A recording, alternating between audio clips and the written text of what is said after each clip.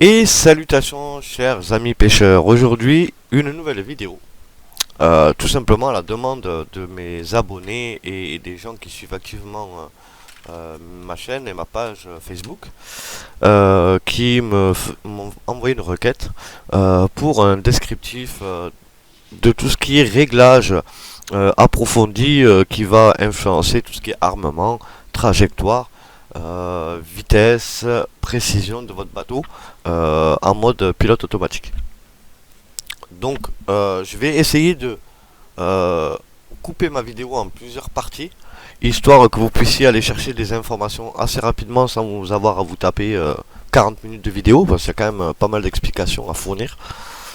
Et donc cette première partie va parler de tous les systèmes d'armement et de préarmement du Pixoc qu'il va vous falloir modifier pour éviter tout souci euh, au bord de l'eau. Alors nous allons nous diriger donc dans l'onglet config de Mission Planner. Nous allons mettre le full parameter list et donc nous allons avoir toute la liste des variantes, des valeurs qui vont être à modifier pour tout simplement influencer votre bateau comme vous le souhaitez. Donc nous allons aller dans la barre Search à droite et nous allons taper Arming. Et là nous avons différentes valeurs qui modifient la manière dont votre autopilote va checker, vérifier les systèmes d'armement, en fait de pré-armement, pour pouvoir ensuite armer votre bateau et pouvoir l'utiliser en manuel ou en automatique, tout simplement.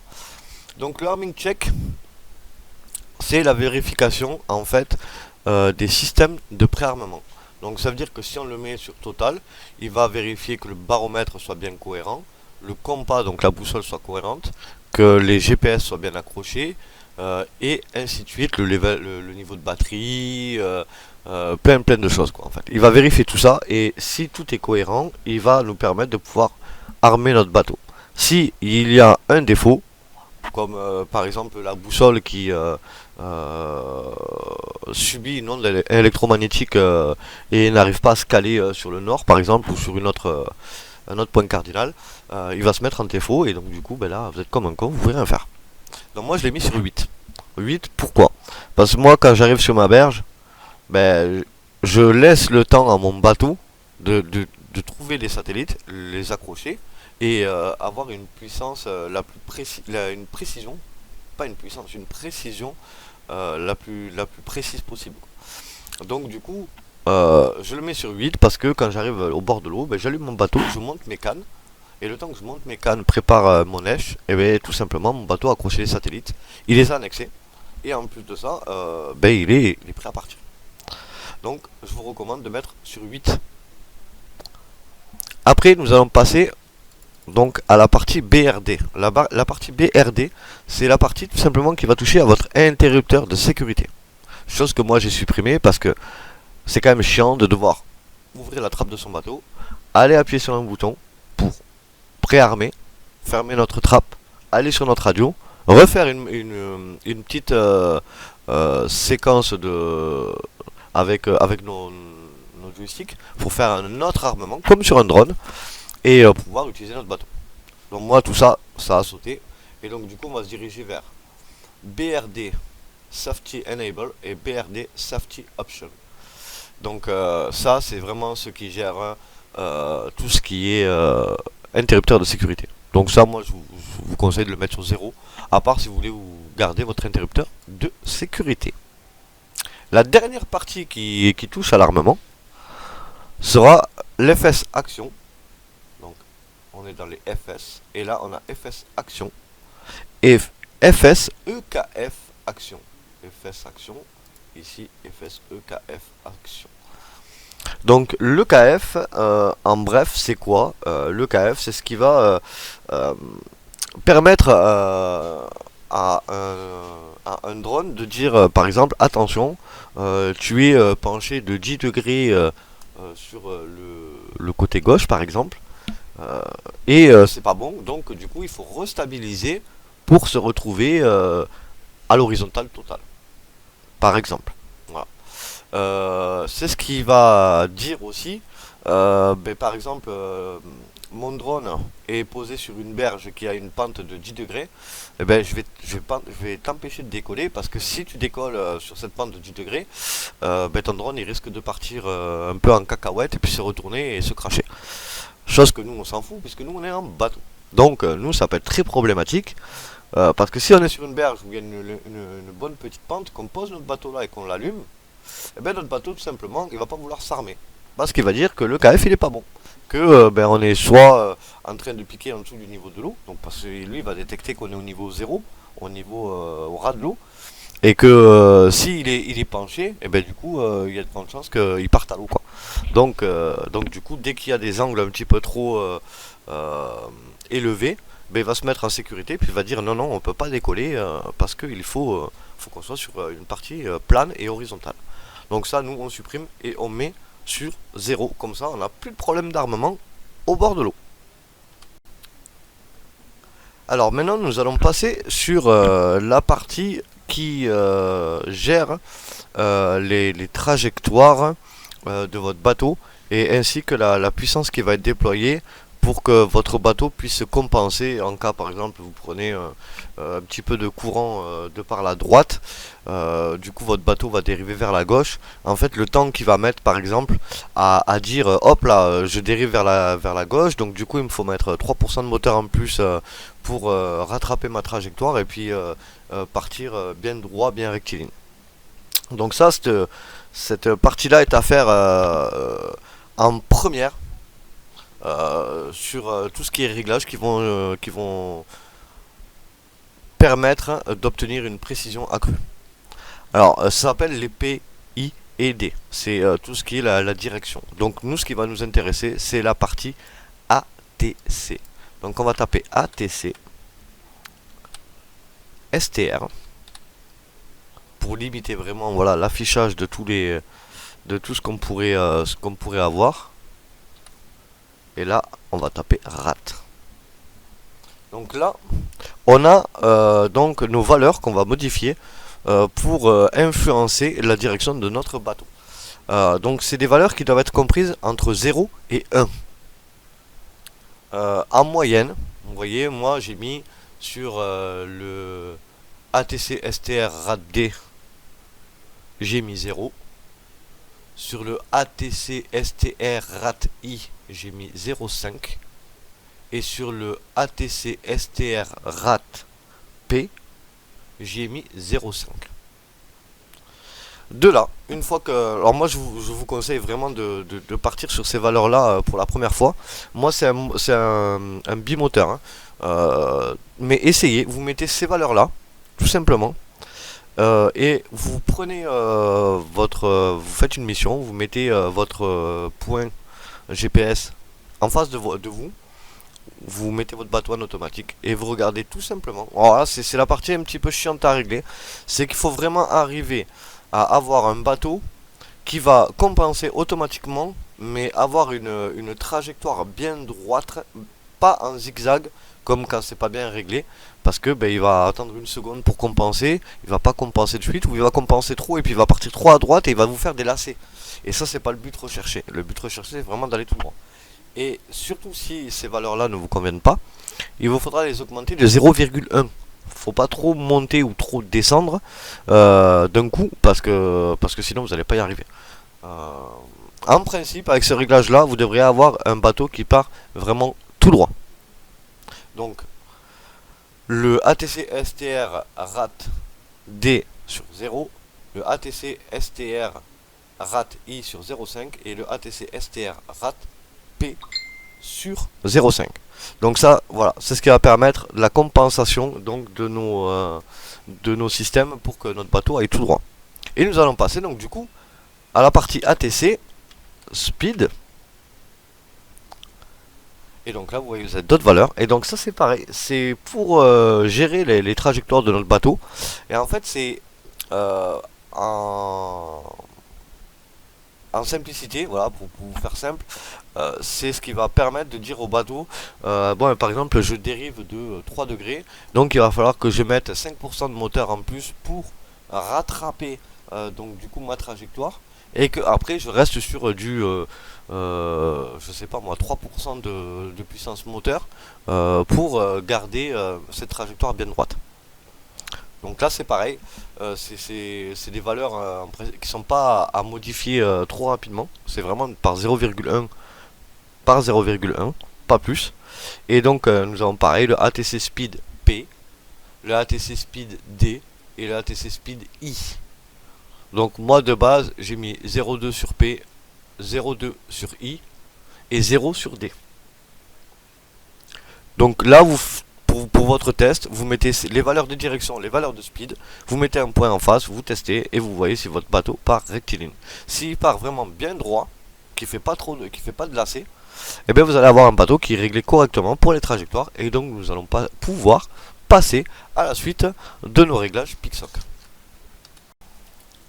Alors pour la suite de nos réglages, maintenant nous allons parler des réglages qui vont influencer vos courbes, vos trajectoires quand votre bateau va partir du point GPS 1 par exemple au point GPS 2 pour aller poser une ligne par exemple. Donc nous allons nous intéresser donc à la valeur donc qui s'appelle Acro Turn turn rate.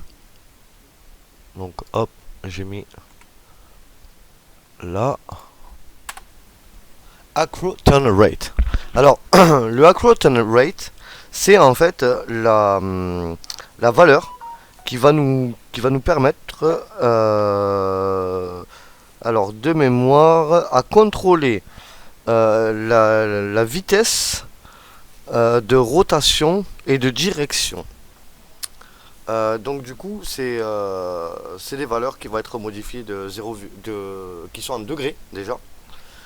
Donc qui sont pas en valeur qu'on va trouver comme précédemment du 0,2 ou du 0,5.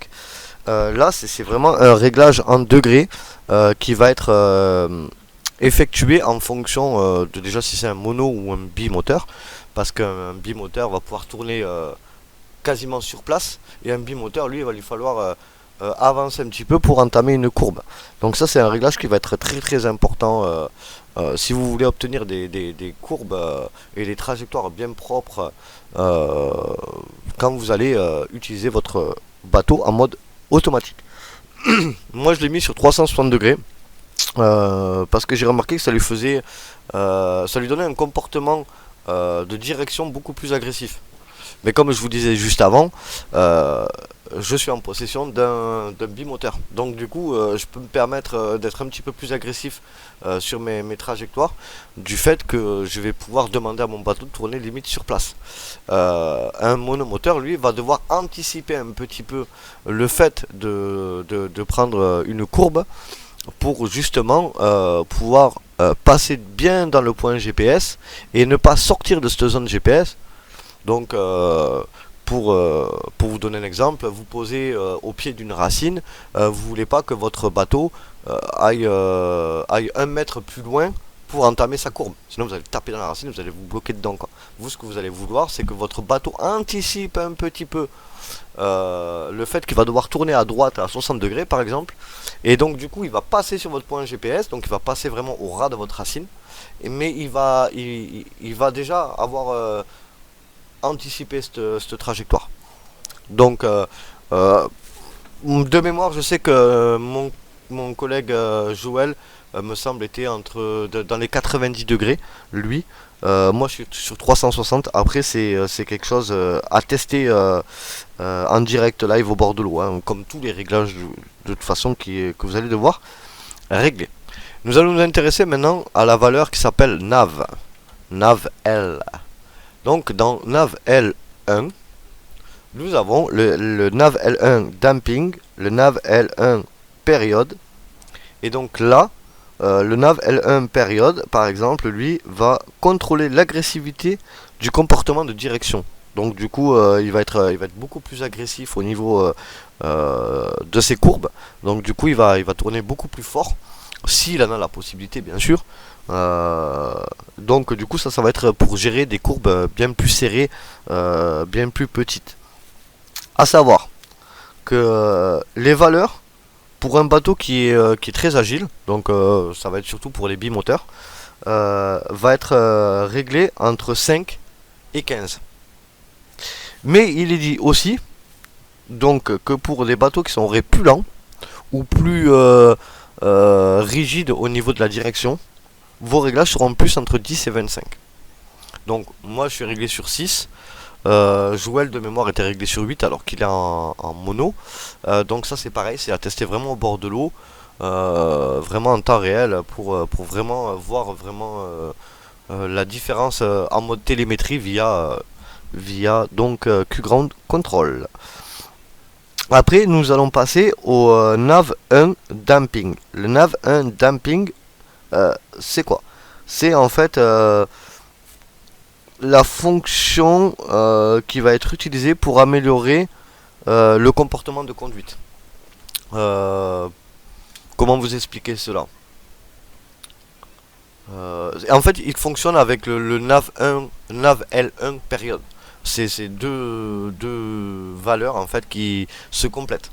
Donc elles marchent ensemble. Donc en principe, vous voyez moi le nav 1 damping, je l'ai mis sur 0,75. Après, je pourrais vous renseigner plus amplement si vous avez un monomoteur, parce que j'ai aussi les valeurs pour le monomoteur grâce à mon collègue Joël qui a travaillé aussi sur le projet avec moi. Donc, du coup, pareil, à tester au bord de l'eau. Je vous conseille d'y aller tout doucement sur le damping. Hein, vous montez de 0,1 par contre pour celui-ci. Et nous allons maintenant aussi parler de une autre valeur qui s'appelle le turn radius. Donc radius, voilà. Et là, donc du coup, en fait, cette valeur là va influencer donc les courbes. Hein. Parce qu'en fait, il va donner comment je pourrais définir cela? Ça va être le rayon de braquage en mètres. Donc si vous mettez une valeur qui va être plus petite, vous aurez un comportement de direction qui va être plus agressif. Donc du coup, vous allez tourner beaucoup plus rapidement avec une courbe beaucoup plus serrée. Le rayon de braquage, il marche en tandem avec la valeur nav L1 période. Donc c'est un réglage à effectuer quand vous touchez votre nav L1 période. Vous allez toucher aussi votre turn radius. Donc c'est deux valeurs qui sont à bouger en même temps. Et donc maintenant nous allons nous attaquer donc au réglage qui touche donc du coup à la précision de votre bateau quand vous allez arriver sur le point GPS que vous lui avez demandé. Il va y avoir plusieurs valeurs qui sont dépendantes et qui sont à régler. Donc nous allons avoir déjà le WP Speed. Alors, le WP Speed, c'est la vitesse qui va être utilisée en mode automatique pour aller du point A au point B. Donc, bien sûr, c'est logique. Si vous lui demandez d'aller à 10 mètres secondes et qu'il peut aller qu'à 1 mètre seconde, il se mettra à fond au niveau moteur, mais il n'ira jamais à 10 mètres secondes, ce qui est logique. Hein. Petite parenthèse et blague à part. Donc du coup, moi ce que je vous préconise par rapport à mes réglages que j'ai fait, c'est que le WP Speed, moi je l'ai mis sur 1. Donc ça veut dire qu'il va aller à 1 mètre seconde. Donc il ira pas non, hein, super vite, mais c'est largement suffisant pour un bateau de pêche. Voilà, on n'est pas sur des bateaux qui font de la vitesse. Après, libre à vous de modifier cette valeur. Hein. Si vous avez des moteurs brushless et que votre bateau va à 2,5 mètres secondes, vous pouvez lui demander d'aller à 2,5 mètres secondes, il n'y a aucun problème. Après, moi j'ai disons équilibré ces valeurs là pour gagner en autonomie et gagner en discrétion. Après voilà, libre à vous. Donc le WP Speed, donc c'est la vitesse maximale qui va être utilisée pour aller d'un point A à un point B. Donc chez moi 1 mètre seconde. Et le WP Speed Mini qui va être la vitesse minimum qui va être utilisée quand vous allez arriver sur zone. Cela veut dire que vous allez avoir votre bateau qui arrive à proximité du point GPS. Donc du coup, c'est ce qui va être régi par le radius. Donc le WP radius, c'est vous posez un point et vous tracez un cercle tout autour. Et donc du coup, moi il est en mètres, il est de 80 cm. Donc ça veut dire que quand mon bateau va arriver à déjà avant à 1 mètre ou 2 mètres du point de ralliement, il va déjà voir ralentir, voir couper ses moteurs s'il arrive un peu vite. Quand il va arriver dans le radius, donc à 80 cm de mon point GPS, il va décélérer. Donc du coup, il va décélérer pour calculer, pour s'arrêter donc sur notre point GPS qui a été demandé. Donc ça, c'est régi par le WP Speed, le WP Radius et le WP Speed Mini. Mais nous allons aussi régler le WP Overshot. Donc le WP Overshot, eh bien c'est quoi? Le Overshot, voilà, Overshoot. Le WP Overshoot, c'est quoi? C'est tout simplement, vous prenez votre bateau, vous le posez au sol, vous prenez le milieu de votre bateau, vous allez tirer une ligne toute droite, vous prenez le côté gauche de votre bateau, vous faites pareil, vous prenez le côté droit de votre bateau, vous faites pareil. Donc pour ainsi dire, une explication via un petit schéma peut être pas mal. Alors, là, nous avons notre bateau. Donc le overshot, eh ben, c'est tout simplement, il va calculer donc du coup le centre du bateau. Donc je vous fais ça à la vite fait, hein. Voilà. Et il va tirer 2 autres lignes.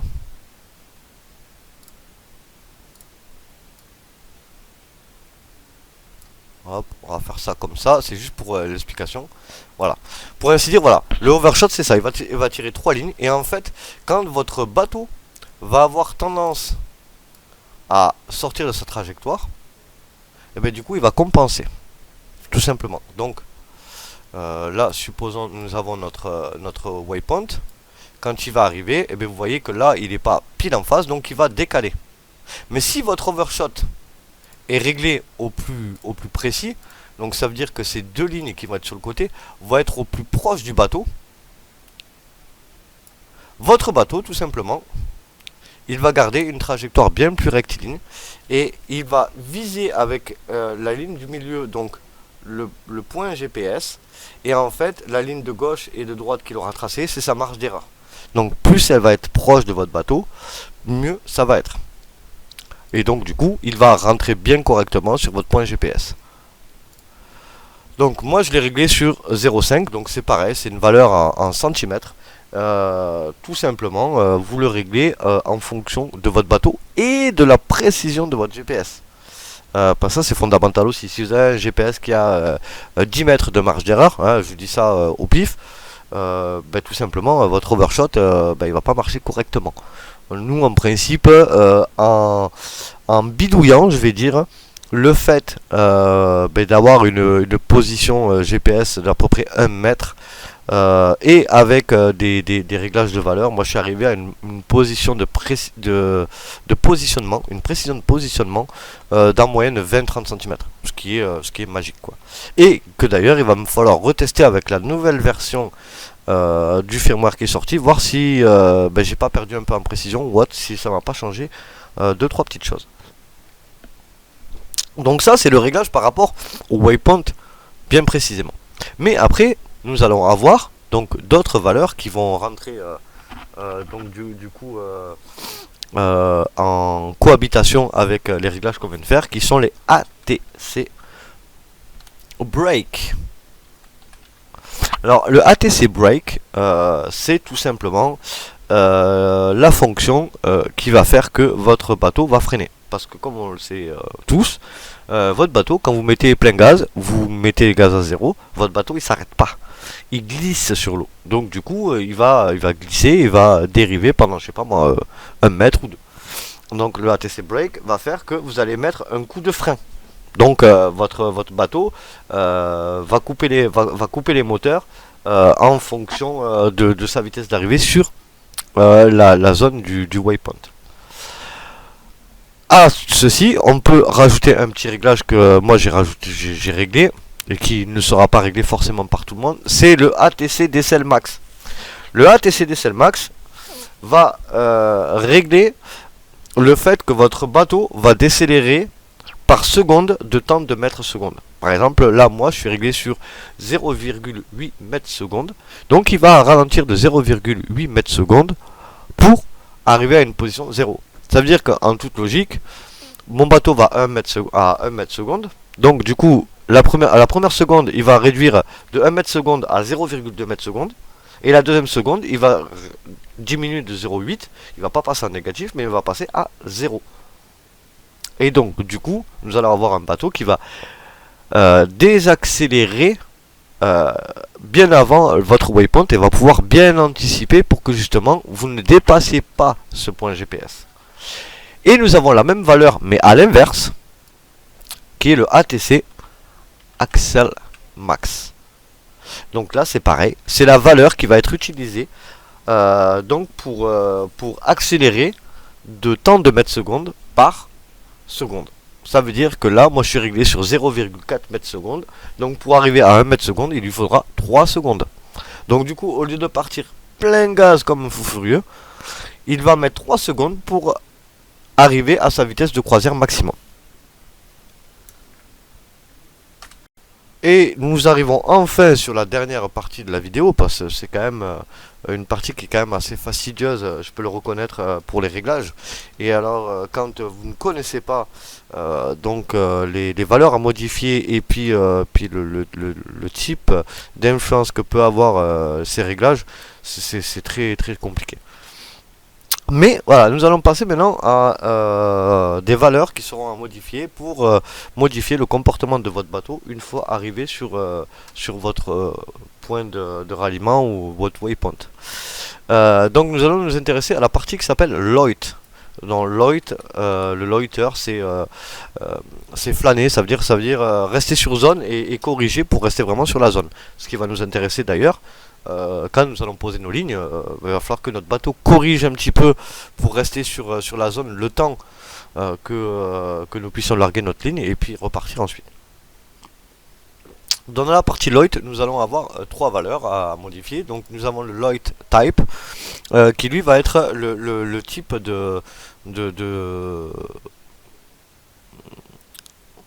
le type de fonction qui va être utilisé pour rester sur la zone. Donc si vous mettez sur 0, vous avez juste votre bateau qui va avancer sur un axe avancé-reculé, donc du coup sur le point cible. Ce qui veut dire que quand votre bateau va dépasser légèrement le point de ralliement, il va mettre une marche arrière. Vous allez régler donc la marche arrière, la vitesse de marche arrière en fonction, pour pas qu'il puisse bouffer vos lignes bien sûr, mais qu'il puisse rester sur votre zone et surtout mettre ce gros coup de frein qui va dire oh, attention, tu dépasses, nous il faut qu'on reste là. Donc tu mets un gros coup de frein, tu mets un léger coup de marche arrière pour stationner sur cette zone. Donc moi c'est le Loit Type que j'utilise. Après vous avez le 1. Le 1 il va toujours faire face au point cible. Donc du coup avec de mémoire l'avant.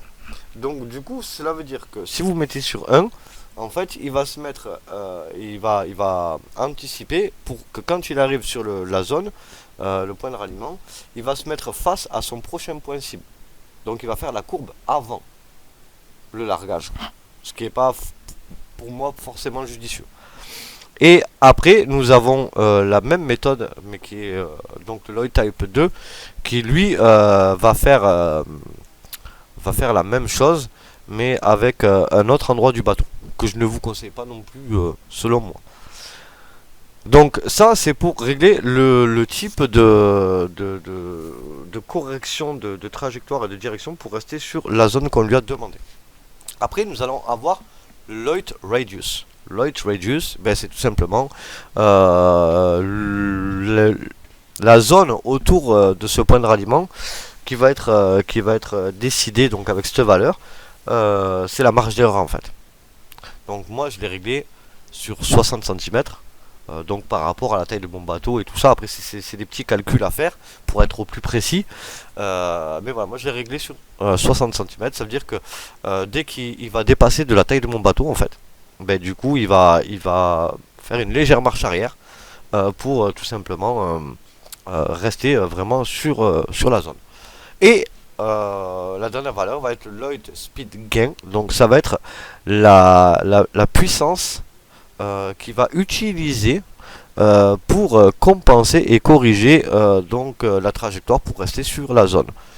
Plus vous la mettez élevée, plus par exemple s'il dépasse, il va faire une grosse marche arrière pour revenir sur sa zone. C'est pas intéressant parce que si vous posez les lignes, ben malheureusement si vous mettez 1 mètre, vous mettez à fond votre marche arrière, ben le risque est que ben, vous allez bouffer votre ligne. Voilà. Donc moi je l'ai réglé sur 0,3 parce que sur 0,3 mètres secondes, parce que 0,3 mètres secondes c'est très léger quoi, mais c'est assez puissant pour freiner mon bateau et le stopper. Donc après ça c'est pareil, vous allez devoir le tester avec des valeurs de 0,1 pour vraiment être au plus proche du comportement de votre bateau. Voilà, j'espère en tout cas que cette vidéo vous aura été utile pour comprendre un petit peu les réglages que l'on peut rentrer dans le PIXOC. Sachant que ceux-ci sont des réglages, on va dire, qui sont tout à fait basiques et obligatoires à régler pour nos bateaux amorceurs. Je vous dis à très bientôt pour une nouvelle vidéo sur la page de Car Fishing Attitude. N'hésitez pas à vous abonner, à vous mettre des commentaires, à aimer la page, ça fait toujours plaisir et puis c'est toujours un soutien de votre part. Je vous remercie et je vous dis à très bientôt.